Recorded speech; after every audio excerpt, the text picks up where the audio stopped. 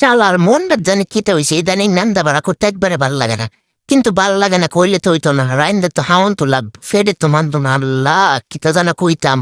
তো আজকে তোমরা লোক আমি শেয়ার করবো আমার আম্মার হাতে একটা রেসিপি। এইগুলো আমার অনেক অনেক পছন্দের, বুঝছো। আর প্রথমে দেখছেন আমি পয়সা টেরে কত সুন্দর করে কাটটা ধুয়ে টুয়ে পরিষ্কার করলেছি। আর পয়সা টুয়ে একদম তরতা যাচ্ছি। তারপরে লেন লইছি মসুর ডাল দিয়ে সুন্দর করে ক্যাসলা ধুয়ে লাইছি। তারপরে আমি আমার কড়াইটা লইছি, বুঝছো। আমি আমার রূপার কড়াইটা বয়ে দিলাম, এই কড়াইয়ের মধ্যে সুন্দর মতো আমি সব পয়সা কেটে দেওয়া সুন্দর করে দেয়া দিতেছি। আর এই তরকারিটা হাইতে যে কি মজা, যারা হাইছে একমাত্র তারাই কইতে পারবো, বুঝছো। আমি তো প্রথমে না দেখতে আম্মা যখন একদিন আনছি না, আমি হাইতাম হায়াত দিয়ে আল্লাহ কত মজা হন, আমি নিজেও রান্ধি, বুঝছো। আর আমার বাচ্চারা এই তরকারিটা খুব পছন্দ করে। তো এনে আমি দিয়ে দিলাম হইলো মসুরির ডাল, তারপর দিয়ে দিলাম হইলো পিঁয়াজ।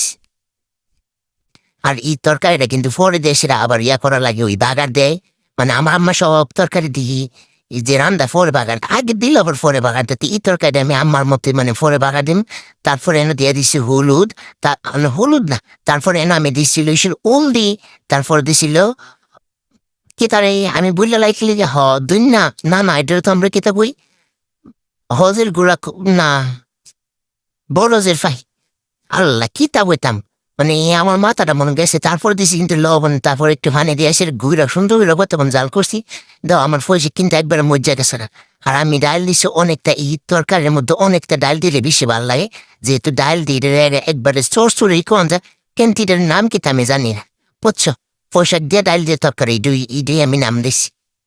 তারপরে এটা অনেকক্ষণ জাল করলাম, তো জাল করার পরে এই ফজে দেওয়া আমার কিন্তু পোশাকের ডাল কিন্তু একবার সুন্দর করে মানে সিটটা গেছে, ডাল কিন্তু আর তেমন একটা আস্তে আস্তে একটু একটু আছে।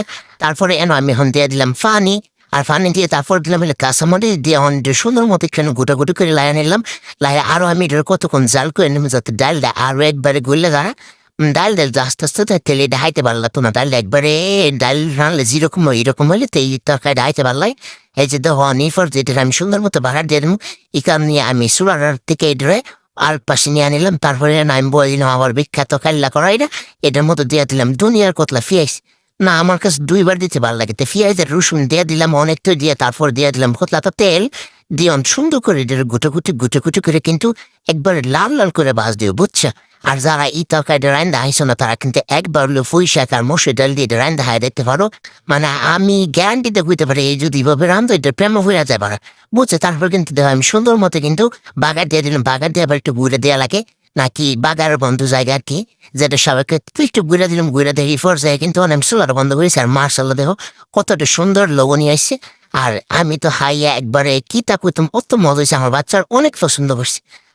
আর আজকের মতো এই পর্যন্তই, সবাই ভালো সুস্থ তো।